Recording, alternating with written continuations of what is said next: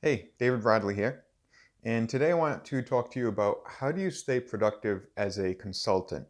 If you're running your own business, you're running your own consulting firm, if you're out there kind of as a freelancer right now, how do you actually make progress day by day in a way that is organized and thoughtful, but also not too restricting? And I've developed this process for myself over the course of probably 10 years or so. And it's really focused on providing structure while allowing you to kind of free your mind to focus on what's important in a given day, in a given week. So I'm going to take you through 6 principles that you want to keep in mind about how you spend your time. It's time management 101, but it's a little bit more unconventional and it isn't about the tricks and hacks on how to use this app more effectively. It's about how do you stay disciplined with your schedule and how do you be more engaged in the work that you do? How do you be more effective? So, number one is to schedule recurring events. And I know some people like to have a paper calendar, and sometimes I do both paper and virtual with Google Calendar. But you need that digital element to keep your life organized as you get more and more engaged in running your own business. And so you want to schedule recurring events that are both work related and personal. So in your consulting work, you're looking at client work, sales, marketing, those big pieces of your business. But you also can think about the smaller pieces that need to be done over some kind of regular schedule. So sales, marketing, operations, service delivery, those are all weekly activities, but you might also have, say, like once a quarter, I recommend that you reach out to past clients, you give them some kind of update, not necessarily as a newsletter, but something personal, one to one. And you might say, this is a new product that I'm offering. These are some new results that we've had. This is the kind of client I'm looking for. If you have anyone to refer, you might reach out and say, hey, I would love a testimonial from the work that we did in the past together. It could just be, hey, what is going on in your end? I'd love to be helpful. If you need any advice or guidance on any current projects, let me know.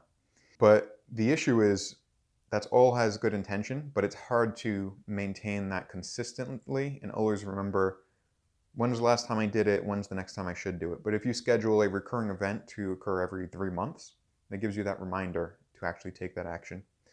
And it could also be personal items.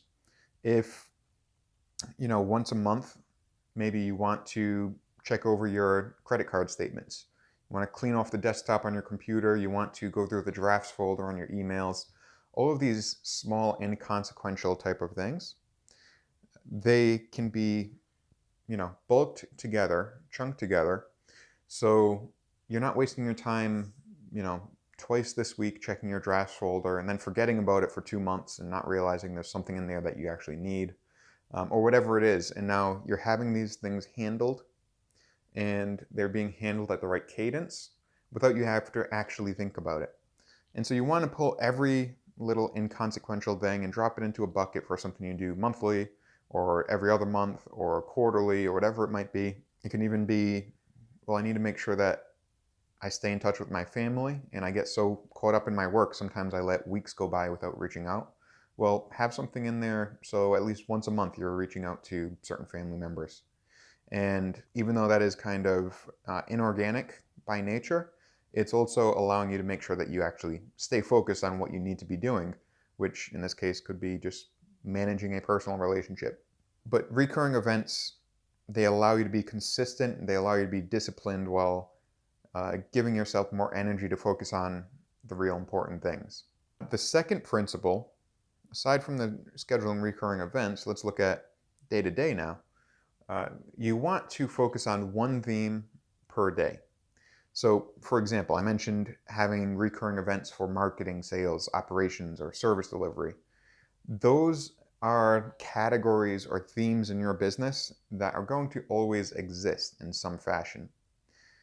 The thing that you want to avoid is what I had tried for a long time in the past, and I operated probably 2 years or so, where every day, 5 days a week, I was trying to do a little bit of sales and a little bit of marketing and a little bit of client work. And I tried to just keep that pace up. And what I found is, and this is much in retrospect because it seemed like a good idea, and I was making some progress a little bit at a time.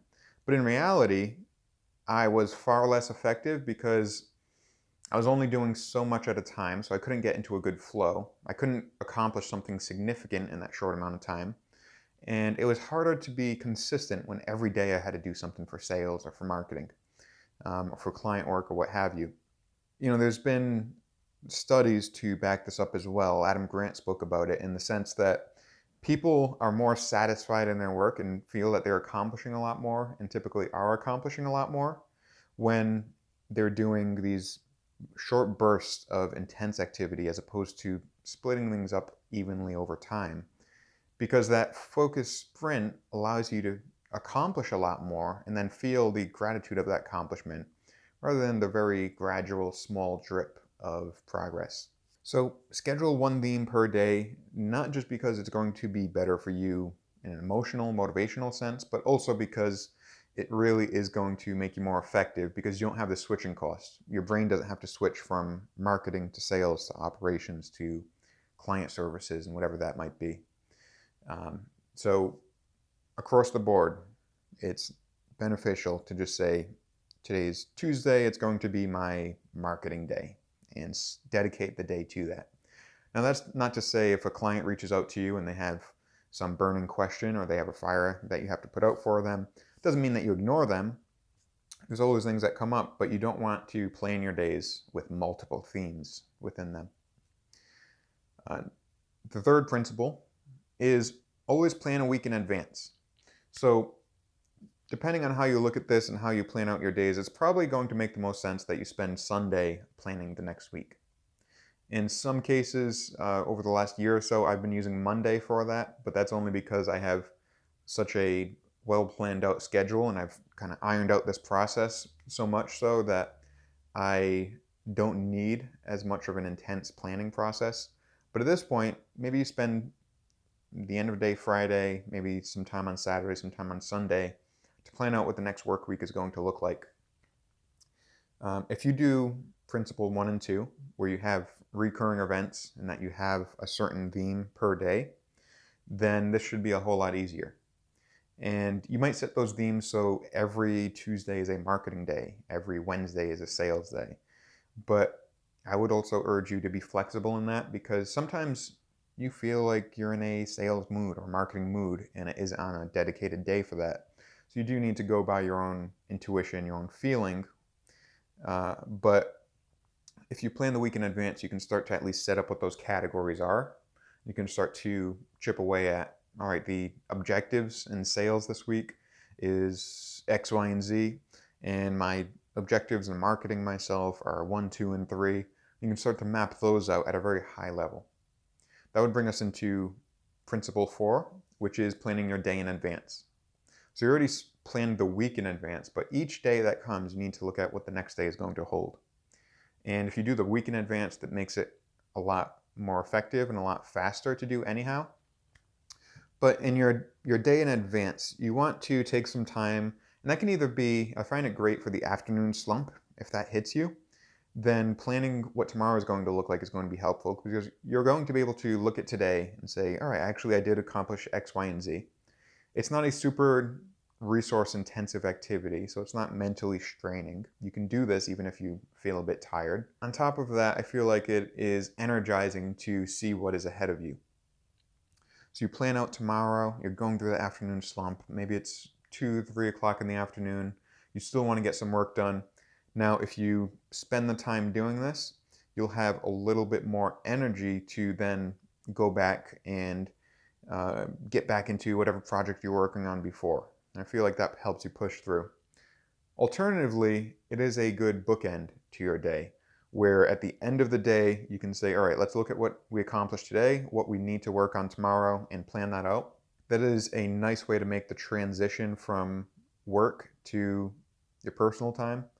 And I think that is particularly helpful if you are working from home, where you don't have that transition of office to home. So that's another thing to keep in mind.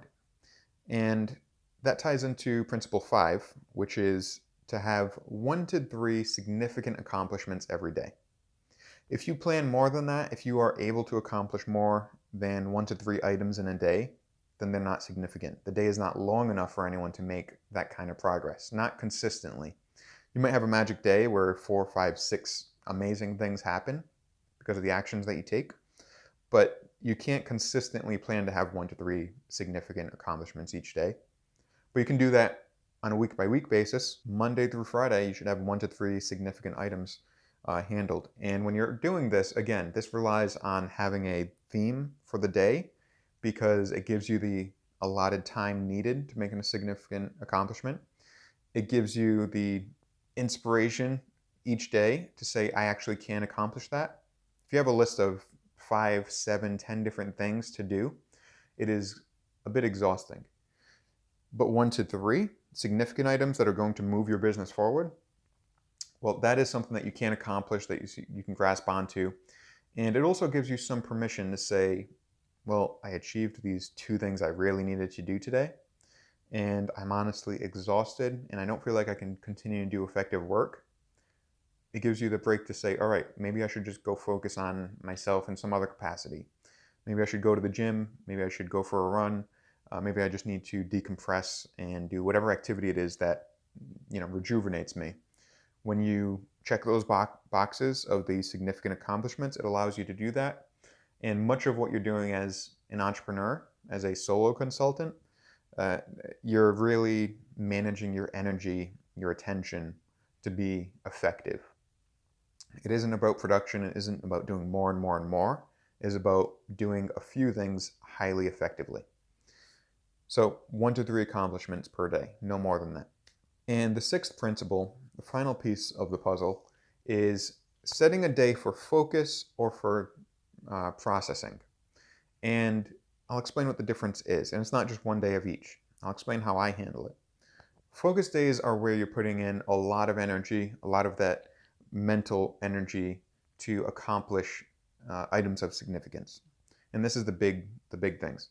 And this could be client work, it could be marketing, it could be sales, but it's probably something in one of those categories that is more conducive to building the business and moving it forward.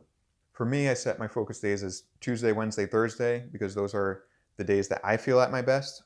By Friday, I'm a bit burnt out, and Monday, I'm just kind of getting things rolling. I'm just getting into the flow of things. I'm chipping away at things that have come up over the weekend, getting through emails, clearing out my inbox, taking care of all the admin type of duties. And so that is where the processing days come in. That's my Monday and my Friday. And Monday is truthfully the main processing day when I'm handling all that admin, the email, the stuff that needs to get done, even though it's not super intensive or super important. And Friday I handle that as well, although I handle these days Friday as a bit of processing, some non-vital, non-sales meetings, and personal stuff. If I need to take care of something at the house, then that's a Friday activity. That works for where I'm at with my business today. It hasn't always been like that. I used to work 6, 7 days a week, but now it's like 4.5 or something like that. But I would say that's a processing type of day. You want to balance it out based on where your energy is and where you can be effective. I don't use Fridays as sales days ever, so it makes sense for it to be processing. I'm usually too tired, but Tuesday, Wednesday, Thursday are days I feel really energized and ready to go. Monday, I'm planning out my week in advance. I'm getting all of the distractions off of my plate, off of my desk, so that Tuesday, Wednesday, Thursday, I can have true focus days. Things aren't going to get in the way of that. So those are the building blocks. Those are the principles. Just a quick recap. 1, you want to schedule recurring events. 2, you want to set a certain theme per day so that you're focused. You don't have the switching cost problem. 3, you want to plan your week in advance. And if you have focus days, if you have recurring events, this gets easier and easier over time. 4, you want to plan your day in advance. So at the end of each day, you're looking at what the next day holds. You're planning that out. So in the morning, you don't have to waste your time making decisions, wasting mental energy. You get right into things. 5, 1 to 3 accomplishments per day, significant accomplishments. Significant in the sense that they're moving your business forward, they're making real progress, and they probably aren't things that are so simple for you to accomplish that you can do 4, 5, 6, 7, 8, 9, 10 things in that day. And finally, set days for focus and for processing. And realistically, you need to match your energy, your needs. But I like to say Monday is a good processing and planning type of day. Tuesday, Wednesday, Thursday, great for focus. Everyone is engaged in their business on those days typically. And Friday, a bit burnt out. You had a good week. That could be more of a processing day as well. So let me know what you think about that, how you plan your days, if you have any tips or strategies, or how this works out for you. Again, follow those 6 strategies, put them into place, and they build up over time. They get easier over time, they get more effective over time. So commit to engaging in these, say, for at least 3 months and see how that plays out for you.